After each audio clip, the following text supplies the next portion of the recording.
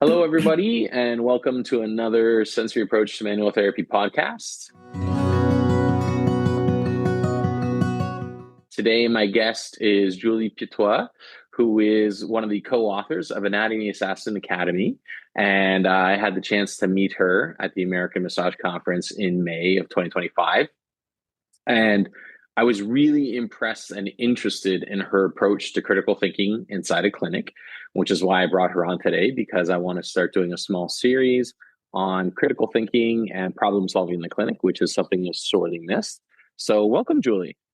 Welcome. Thank you so much for having me. I am really excited to be here. Of course.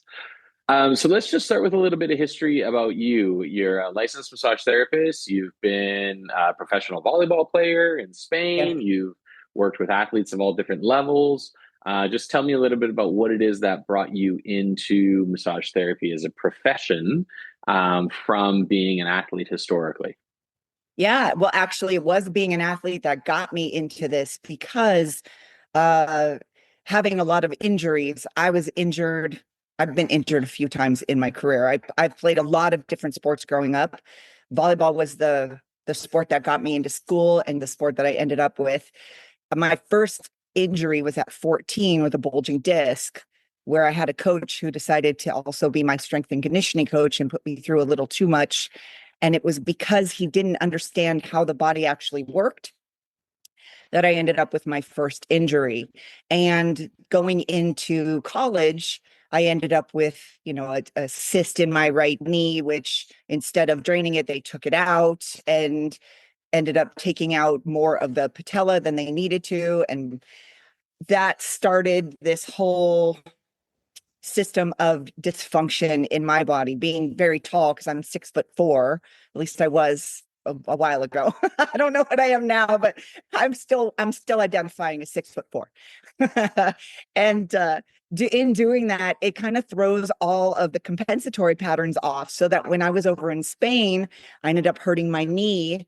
They wanted to do surgery there, brought me back, and it wasn't necessarily anything that I had done to injure myself, but the doctors, instead of saying, hey, let's take a conservative approach, they just cut out part of me, and they just came in and did surgery, and they said, we couldn't find anything, but we just decided to take out your lateral retinaculum.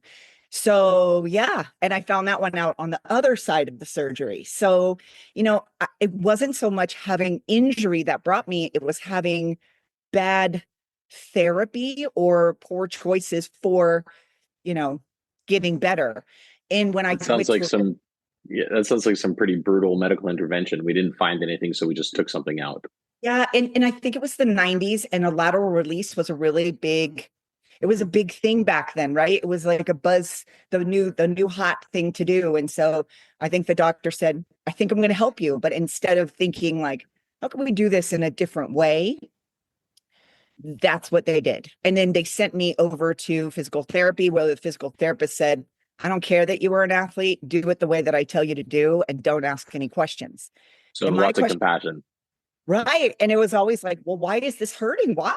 Why? And so my thought was, if it's happening to me, it's got to be happening to other people. And this doesn't work for me. And so it was really the door that shut on my professional athlete career opened the door for this. So I was So, like, so how what do brought you to massage instead of deciding to do, let's say, for example, PT or chiropractic or, I? AT, since you were doing so much with sports and things like that? Yeah. I wanted to get in and to be able to touch people for more than 20 minutes.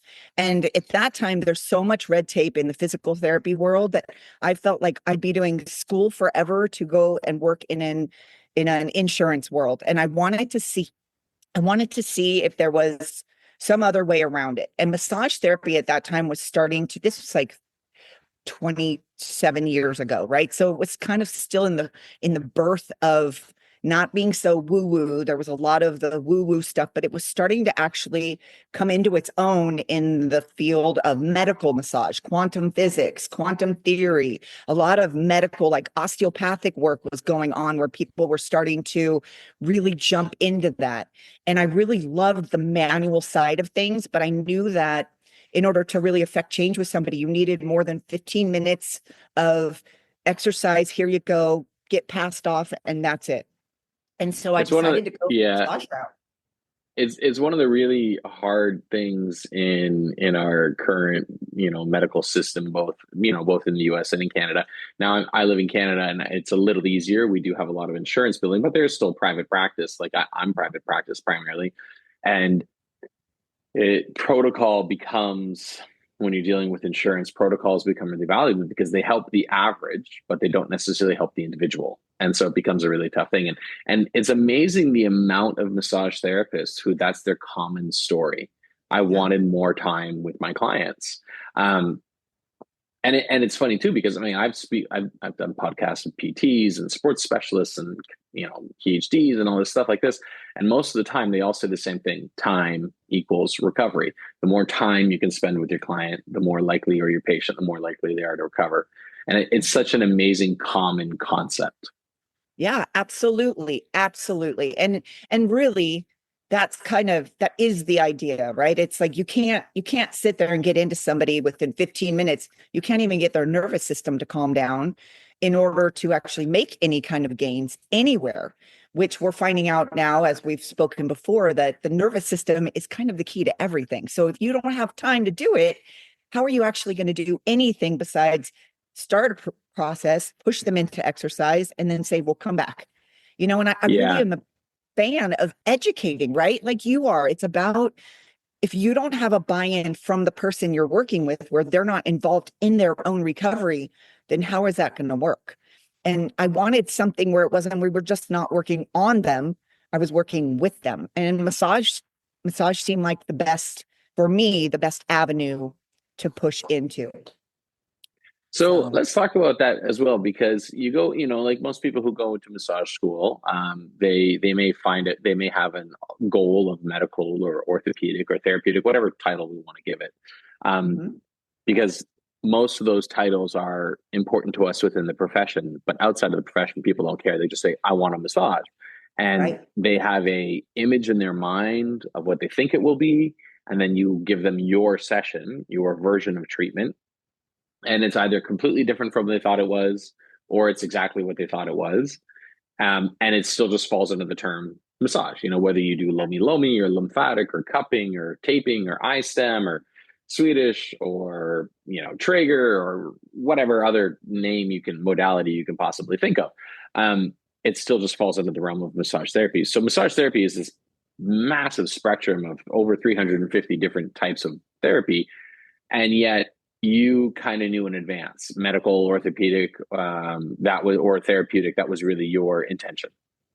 Yeah, it was always my intention that way. I was never into the relaxation stuff. I always wanted to make changes happen because I came from coming from a sports background and coming from I did, when I was going to school, I was also doing personal training. I did, exercise science. I was into all of that kind of, let's see how the body moves. I'm fascinated with movement and I'm fascinated with how strong we can actually get if we understand how we're moving. And I wanted to see what we could do on the outside by working with the person and seeing what they can do. And if I feel like the more knowledge that everyone has, the more empowered they are. When you educate them, you're empowering them, you're taking the fear away, and you're actually getting better gains that way than you are just working on someone. And that was always I hate to say it, but when I first started, I was like, I had such a stigma about massage myself. I was like, this is just not my thing. And I fought it for the longest time until I was actually my the place that I was working at a tennis and swim club, and I was the assistant fitness director. And the fitness director was like, you should really look into going into massage therapy. Because I was actually looking at physical therapy, going to physical therapy school, and I was like, there's something about it that it just doesn't ring right with me. And he says, look into massage. And he's like, I said, I just don't want to do that. And he says, there's so much under this umbrella. You have to look. And once I got into it, it was like, oh, I could make huge changes because ultimately who do you go first? The first people on everybody's list is massage therapist. Everybody who gets hurt is like, oh, I pulled a muscle. You're going to get the majority of people. You are like the people to come to because that's what everyone thinks they have in the beginning, no matter what it is. You're going to get people to come to you. So why can't you have an opportunity to make changes faster or more efficiently than a lot of other people because you aren't bound by a lot of the red tape that some of the other disciplines are. So Yeah, it was a it's one of no-brainer. the big pros and big cons in the massage profession. Less red tape means I can kind of do what I want, which is Yeah. absolutely scary and horrible and absolutely wonderful and amazing all at the same time. Yes. Um, Yes. and so, earlier on you talked about how, and we'll get into this a little bit later here when we talk about your book a little bit and some of the stuff, but you talked about the nervous system is really the key. And you were at the AMC and you saw how the people, like a lot of the educators at the CMC and the AMC, we all speak about a similar concept about how moving away from the biomedical model of the hip bones connected to this and more to the holistic approach of the entire system and down regulating and things like that. Um, and I teach an entire class on allostatic load and things like that. And so I guess the question is now that you talk about the nervous system more, is your mentality, because I used to be very much therapeutic, therapeutic, therapeutic. And over the past few years, I've noticed, the past 10 years, that I'm still very therapeutic. I'm still critically thinking, I'm still assessing, Yeah. I'm still treating, reassessing. But I've also noticed that my brain space has allowed and opened up the idea of relaxing therapy as just as beneficial, Yeah. especially when we're looking at like traumatic care, PTSD, things like this. And so have you found a similar component that as you're aging in the profession, you're going, oh, the more I'm understanding, the more these things I didn't necessarily feel an affinity to in the beginning, like relaxation style massage, actually has not only a medical therapeutic benefit of the nervous system, but also if it's all the client can take today, that's all the client can take today, kind of thing like that. And are you finding an attraction to it now? Oh, yeah. And I never was not. I think it was just a difference in it, but the biggest thing for me was when we were starting to talk about pain theory, right? And all of the new pain theories came out. And it wasn't necessarily the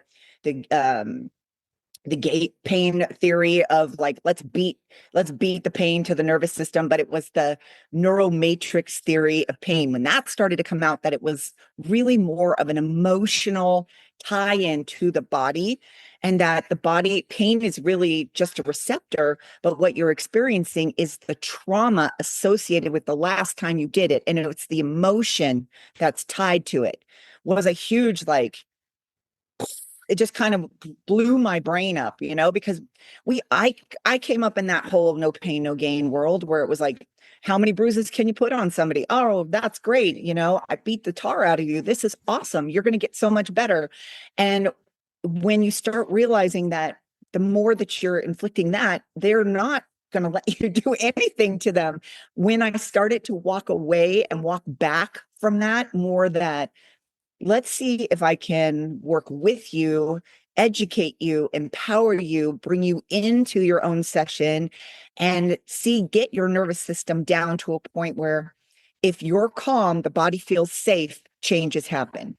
And that's kind of how I started changing my approach to it, where it was like, this stuff shouldn't hurt. It should actually work with it. There's changes in levels of intensity, but the absolute pain of it all shouldn't be there. And Let me that's let me ask you huge about for that me. let me ask you about that for a second, because when I was reading your book, um, some of the approach and some of the chapters, the way it's written out, really have a older thought process, like for example, the posture section, things like that. And now the way you're talking about the neuromatrix of pain, which is a big concept that Ben Cormack, who was a previous guest on one of my podcasts, talks about a lot. Um, we tend to move away from those theories. We tend to be moving away from the biomedical direct force coupling, even though it's still relevant. We see in the chronic phase, those things tend to have less importance, less of a role in pain management and pain manifestation. Um, so, how much of your changes are making you reevaluate what you've already put down in print let alone you actively changing in your clinic, which changing the clinic is easy. One day you do one thing, another day you do another. You just have to convince your patients and clients that that's what they want.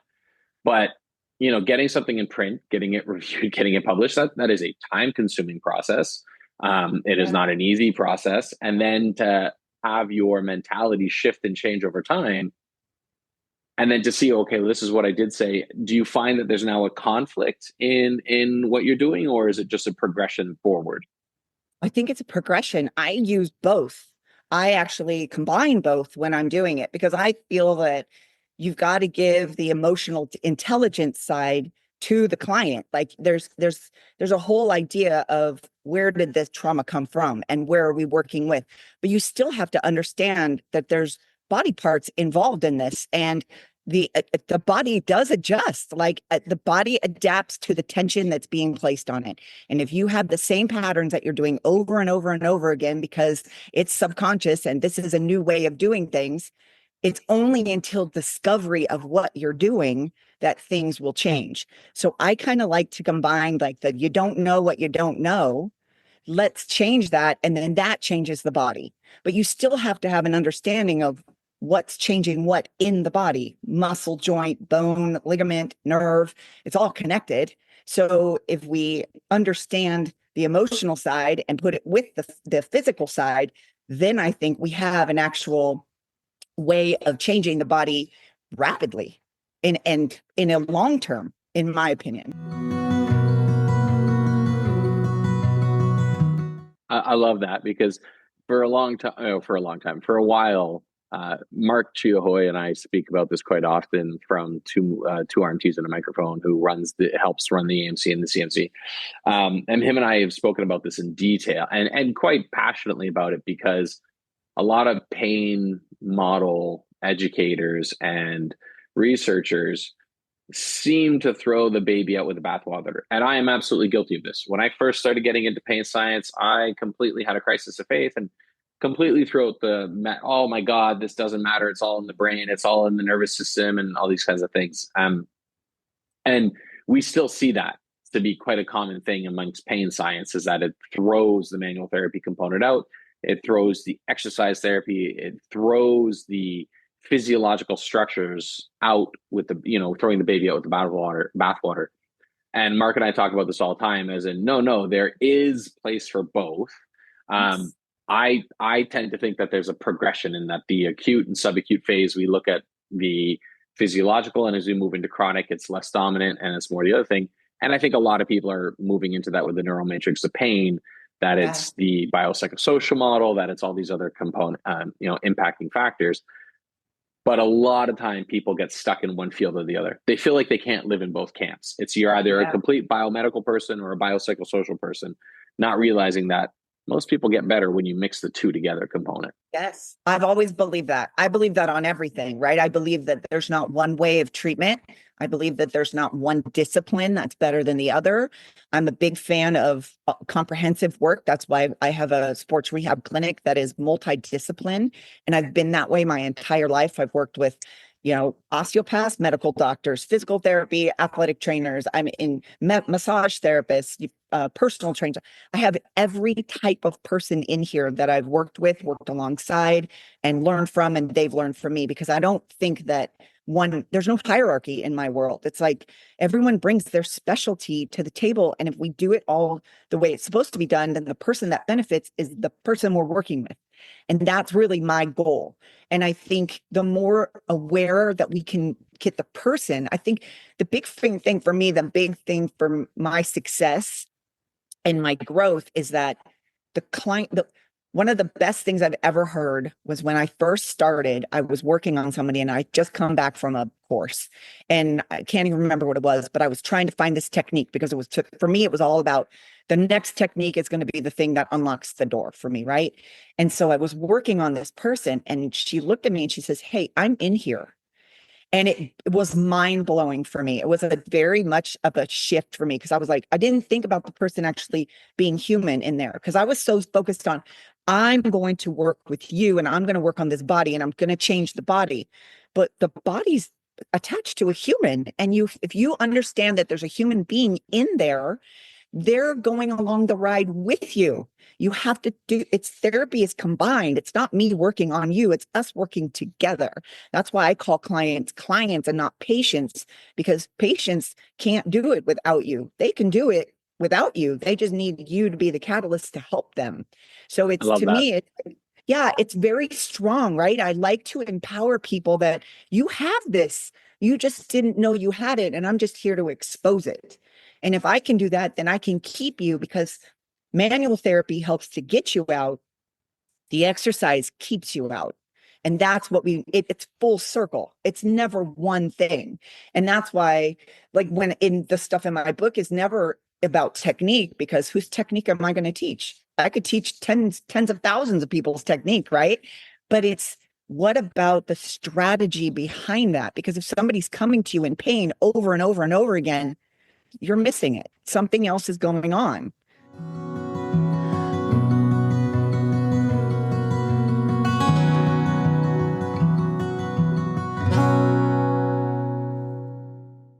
Let's explore that a little bit, because that's really why I wanted to have you come on today. Because one of the things I liked about your book, um, and your approach, is that, again, it's not about the modality. It's Mhm. about the idea of critical thinking. It's about the idea of looking at what is, and going through a thought process of problem solving to come to a solution. And in your book, you really talk about a multitude of those things. And so one of the things I like was I like how you break it down. I find Yeah, that thank you. unique, and makes it for a fun story. Um, I think for me, one of my favorite things about it is when you talk about the screaming and the crying. Yeah. For me, who's screaming and who's crying? So do you want to talk a little bit about your book, introduce it so people, if they Oh, haven't read it, sure. they know what I'm talking about when I say that? Sure, absolutely. Thank you. So I wrote a book called The Anatomy Assassin Academy, and it came from a class that I was teaching. I've been an instructor and a teacher for years, and I was teaching an orthopedic assessment class at a massage school. And the students weren't understanding really what it was that we were doing. They just wanted to get to, hey, what technique do I use for this? Hey, what technique do I use for this? And I kept saying, well, if you don't understand the why, throwing a technique at something isn't going to get you anywhere. The goal is to be efficient.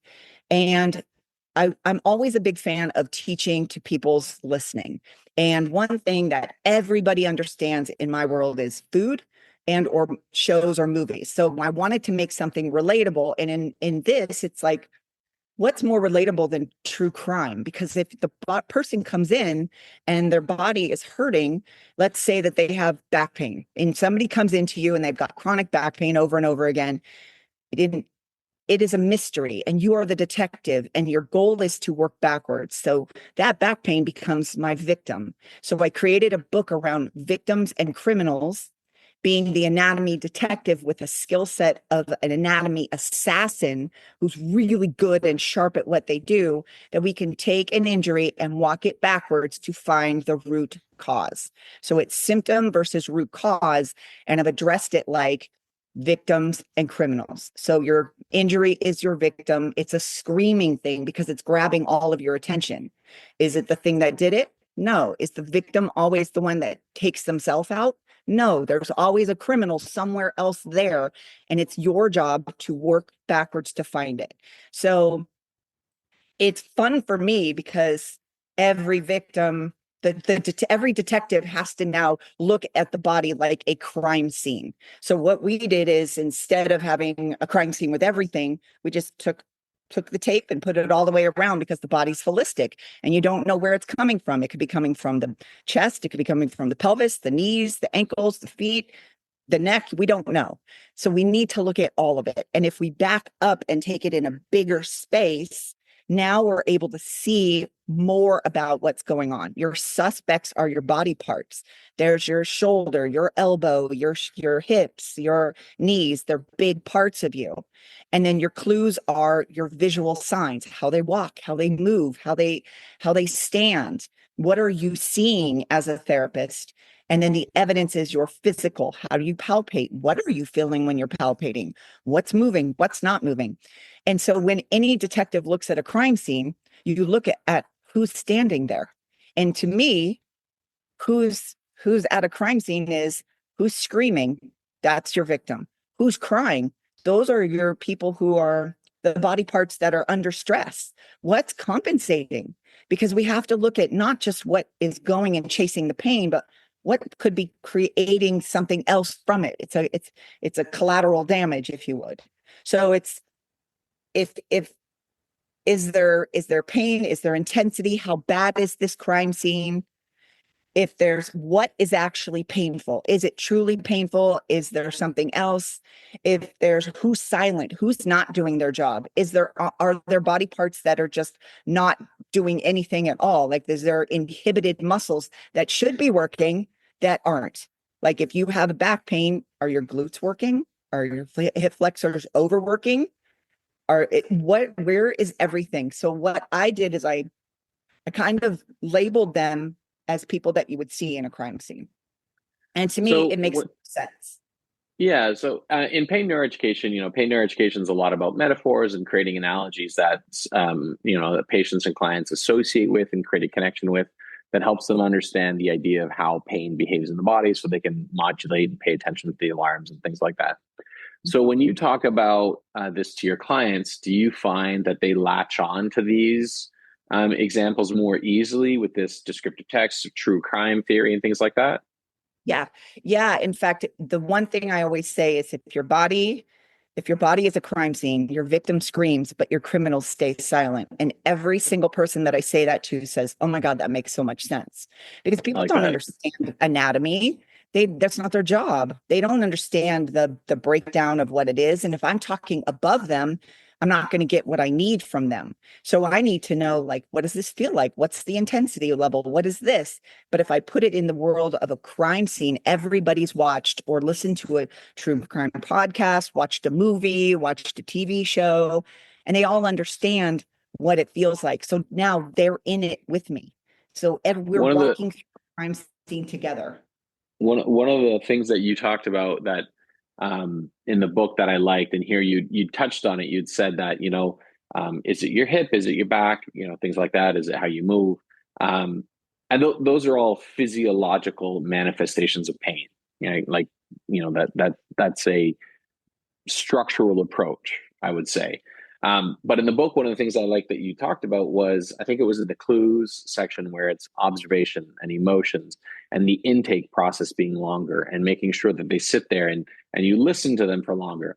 And I think as I'm 20 years in, and as my practice has progressed, I think the structural approach after 20 years has almost become, I don't want to say easy, because it's not the right word, but it's definitely not as difficult as, where does your pain coming from? It's becoming from the fact that you're mentally overwhelmed, or emotionally overwhelmed, or spiritually overwhelmed, as opposed to force overwhelmed. Like somebody lifts up an object and it's too heavy and it hurts. It's not that that's an easy thing, but it is a more clear thing. I see the Mhm. injury, I see the catalyst, I see the trauma taking place, as opposed to I have pain, is 20 years old. Sometimes it's there when I do these behaviors. It's variable. Sometimes it's not. Talking about neurogenic pains type stuff, but it's there when I'm stressed. Sometimes not. And that component of what is the victim in that case? What is the screaming? What is the crying victim? When you look at, oh well, maybe it's not physiological.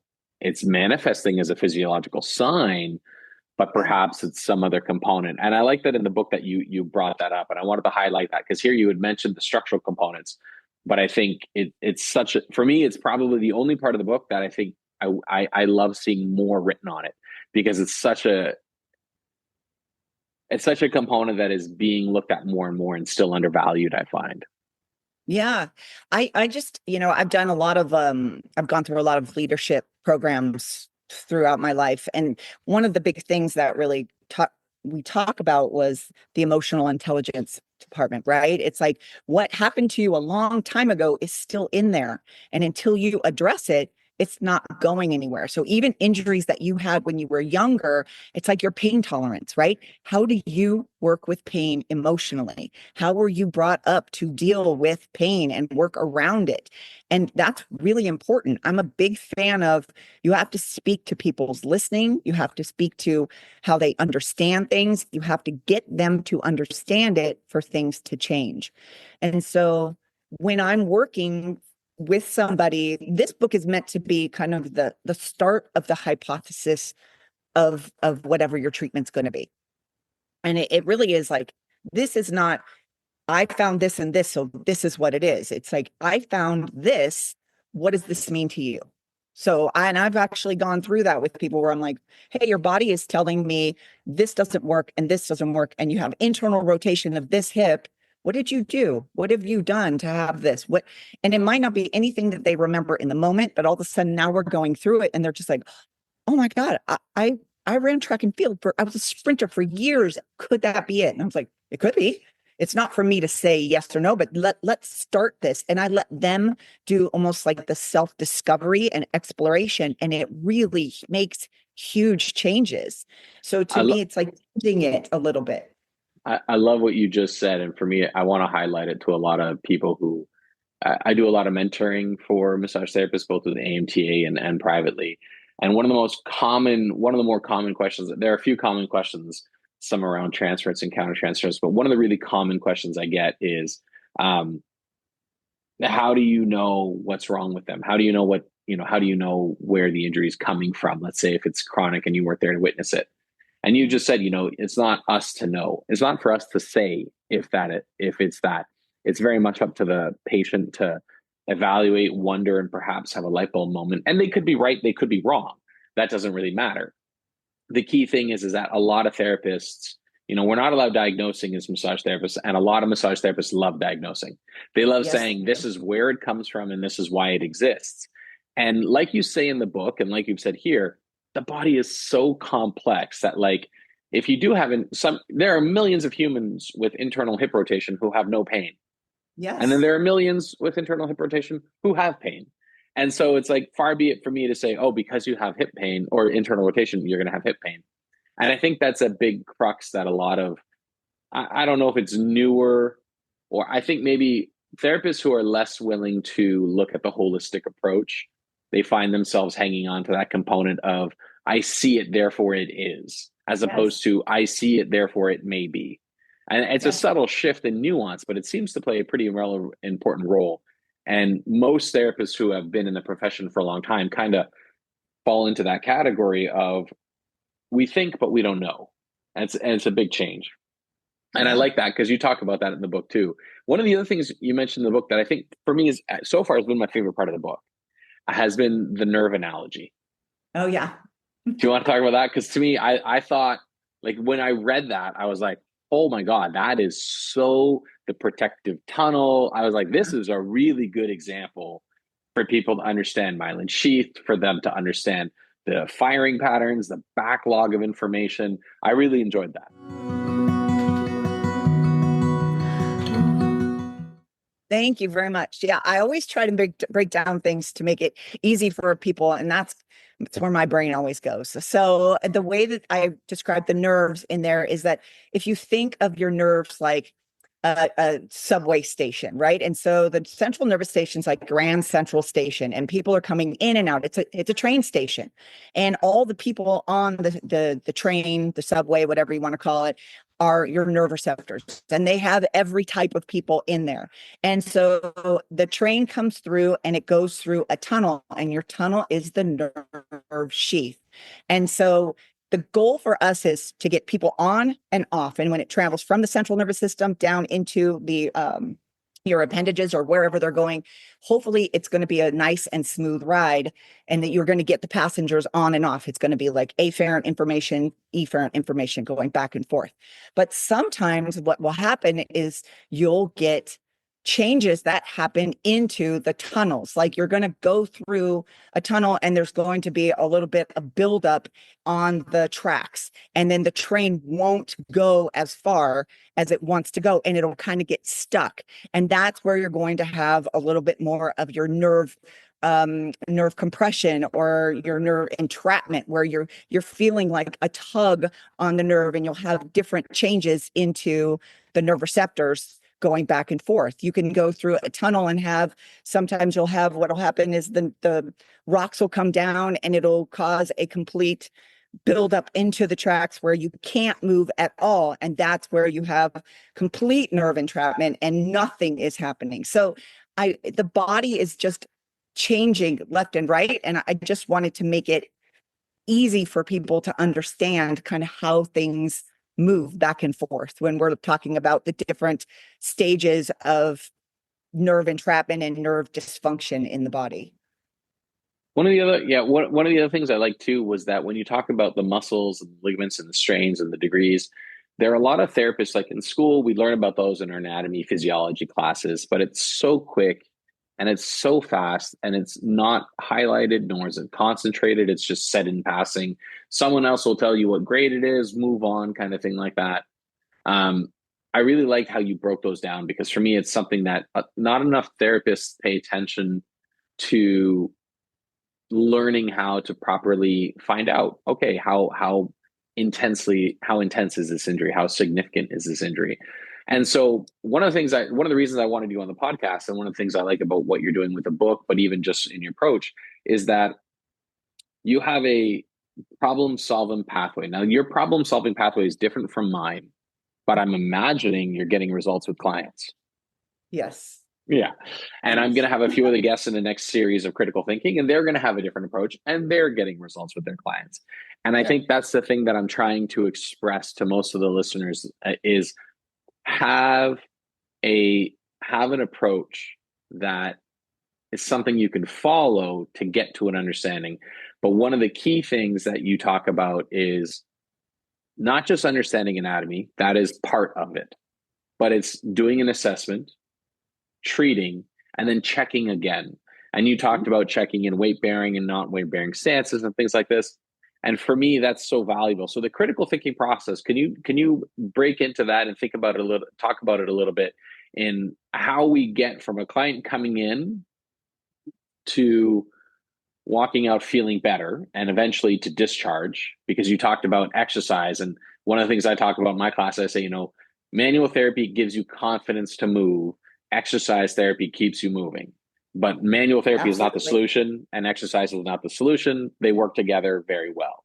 And so the critical thinking process is, you come in, you have infinite possibilities in front of you about what's going on, and then you have to narrow it down. So the narrowing it down process, yes, you've written a book on it. You use the Anatomy Assassin Academy thought process of a true crime theory. But what is it that makes you want to do the critical thinking? Where's that come from for you? Is it a specific educator? Is it more because when you were an athlete, you had that happen from the medical care, the interventions you were receiving? What brought that thought process in of, I want to go through, as opposed to just, oh, you have IT band syndrome, this is the protocol for IT band syndrome, and out the door you go, which is still very prevalent, not only in manual therapy, but in all medical interventions, the protocol approach. Yeah. So, and actually it's just happened now, because I've recently gone through and had some health issues, and I went through doctor to specialist, and they all said, oh no, you just have tendonitis. And I said, I can't have tendonitis in 8 parts of my body all at the same time. There's something bigger. And to me, there's always a why, and I'm a big why person. And I used to be that person who was like, I'm going to fix you. And I'm not a big fan of fix. I think fix is very egocentric. And if I think I can fix you, there's a problem. I always say, I can't fix you, you fix you.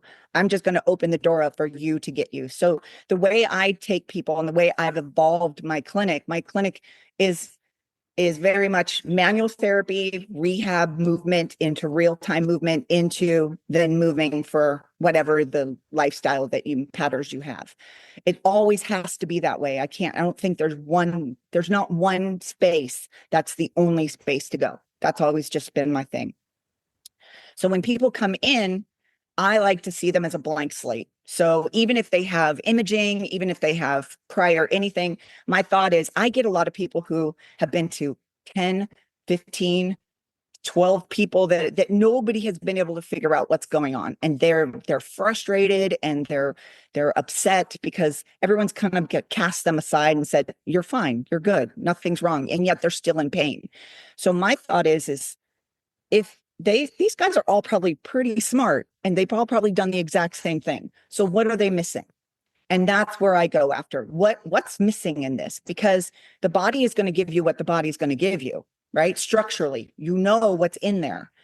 But if you only go after one aspect, like you're only doing muscles and you're only working soft tissue, well, you're missing bones, you're missing structural alignment with the bones, you're missing the joints, you're missing the ligaments, and you're missing the nervous system, because all of them are in there. No matter what body part we're working on, you've got all five things that have to be working efficiently.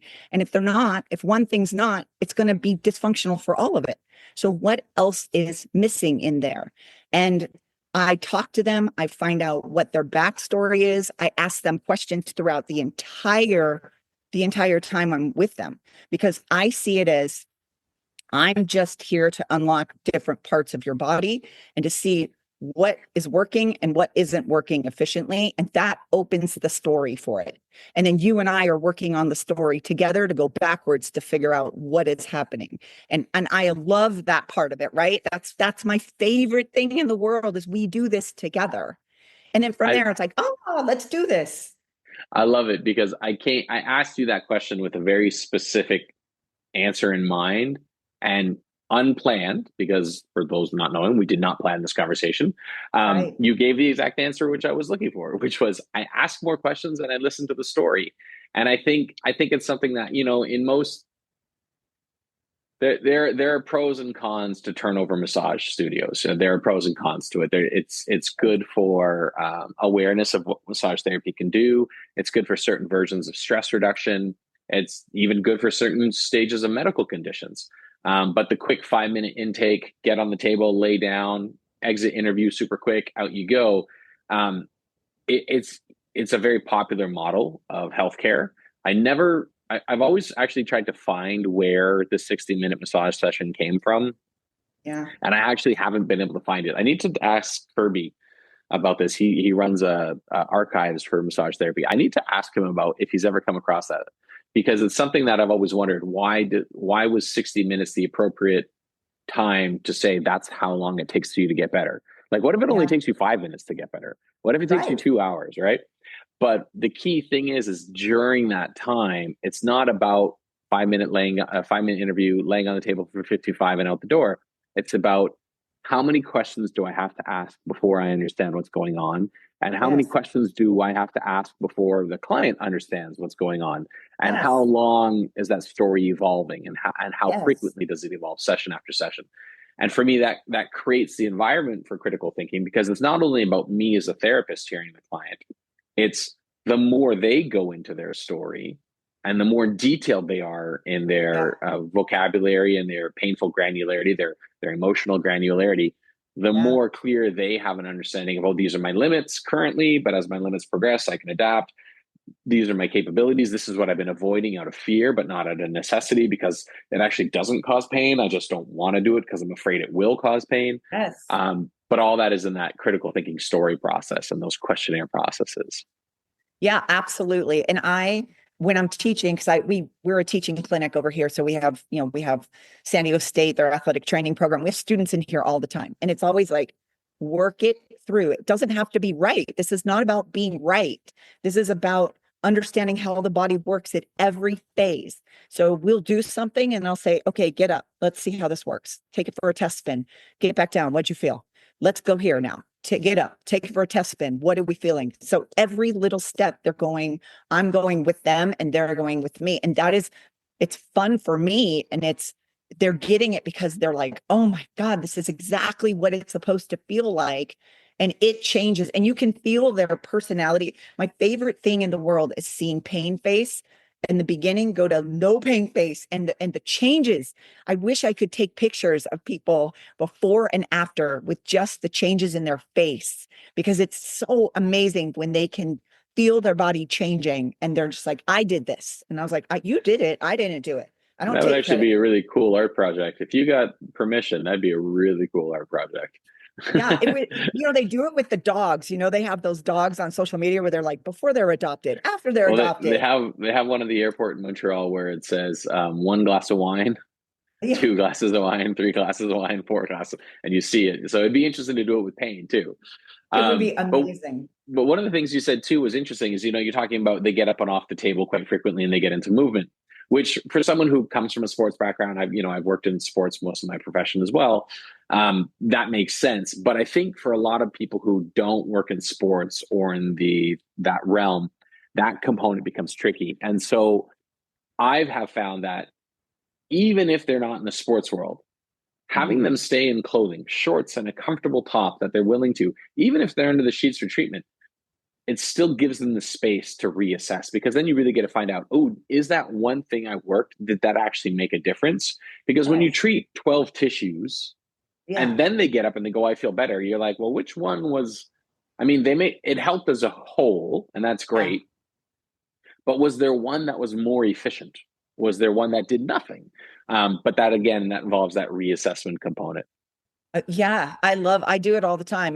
That's it's something that I teach in here that we all work with. It's like yours multiply, it's assess, reassess all the whole entire time because you have to be involved with it. In my opinion, the people that I work with, I want you with me. You're with me on this journey, and I'm just as excited for you on it. And it's interesting because when I was teaching a long time ago, I read this great an analogy, I guess it was. I don't know what it is.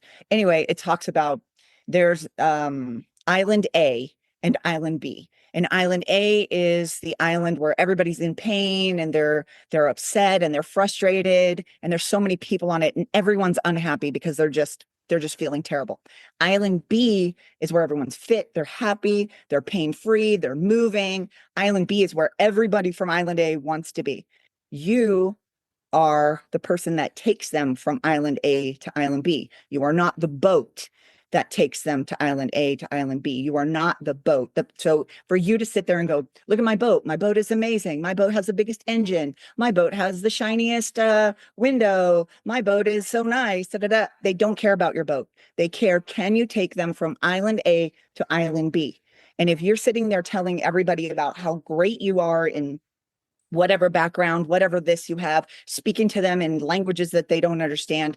All they care about is, can you take it from island A to island B? I don't care if we paddle in a little, blow up raft. It doesn't matter to me. I want to be over there. And that's always stuck with me. It's like, I want to make sure that I'm taking them over here. And it really doesn't matter to me. They don't care about what I know or what I don't know. They care about what they know. So I make it fully about them for the hour. And I think there's sometimes we tend to, in my experience with people, they've made it about themselves and how much they know, when at the end of the day, it's what's going on with me. That's all I care about. And can I feel better? And if I can get Uh, them there, they're there. uh, I think that's a really great analogy. The only part I want to fixate on that for a second is the fact that I don't think I've ever heard anybody talk about how shiny their windows are in a boat. That's a unique one for me. I have heard the other ones, like how big my motor is, but I've never heard look how shiny my windows are. That's a funny one I for me. mean, yeah, welcome to California. We're different here. Well, so with that in mind, I mean that's pretty much I'll just give you a chance to talk a little bit about your book and about your clinic and about any of your classes coming up. I'm really glad that I had you on board on the podcast. The critical thinking for me is so valuable and it's such an important component of care. And Yeah. I kind of had this thought process when I did a podcast with Ruth Warner last fall, and we talked about in massage therapy education, critical thinking is not taught. It's not part of our baseline education.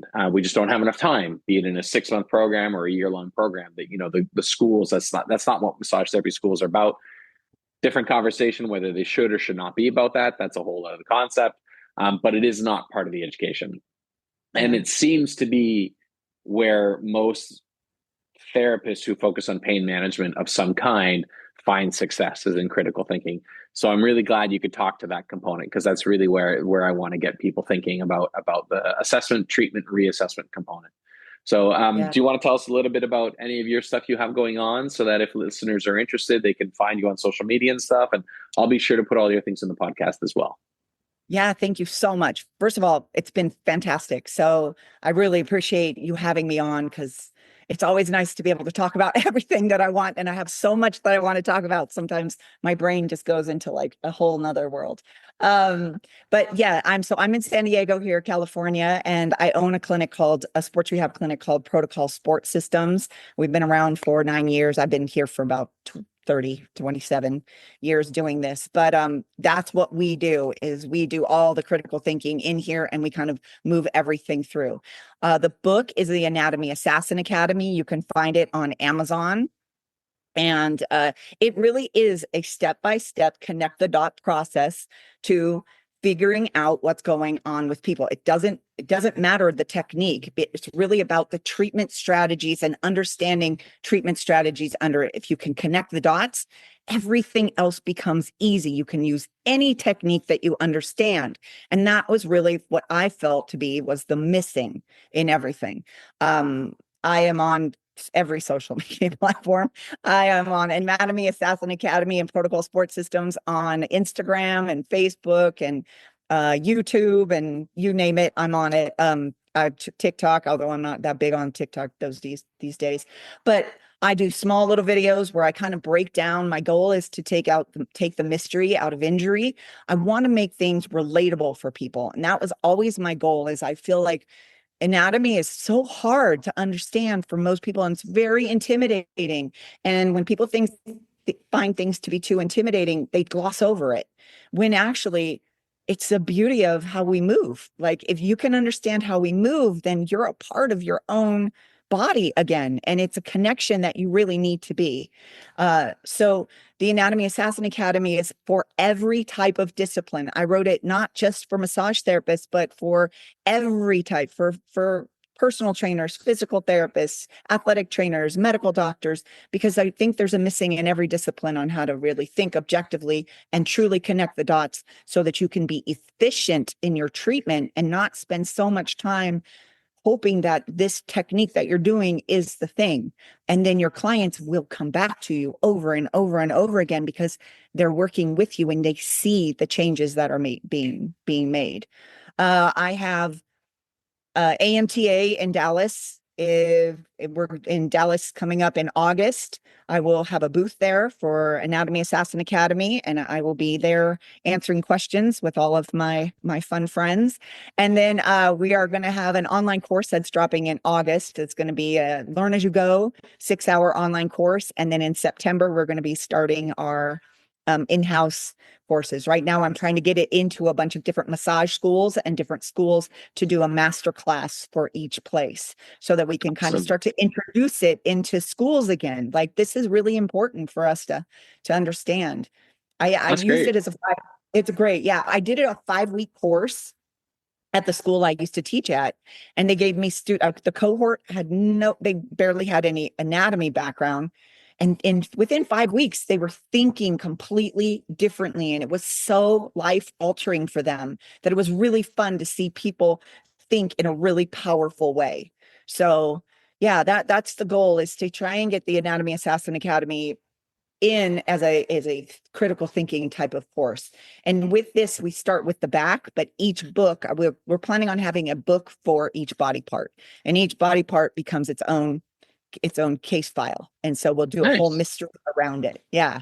So it's That's not just awesome. one thing, it's everything that you can kind of find. Yeah. That's So awesome. that's the goal. Well, great. Yeah. Thanks so much. Thank you so much. I really appreciate you having me on.